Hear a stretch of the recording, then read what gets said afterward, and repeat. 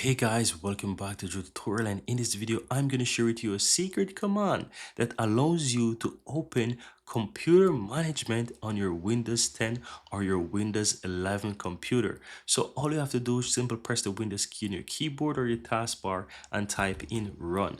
You will see the run command there. You want to open up that. It's going to open up a little window in the lower left hand side of your screen, and from here you want to type in the following command: compmgmt.msc. Go ahead and hit enter, and you will see that it quickly opens up the computer management on your Windows computer. How cool is that? And that's all that you have to do, guys. I really hope you found value here within this video, and if you do, take a moment to give this video a like. Let me know in the comments below if you have any question or share your thoughts.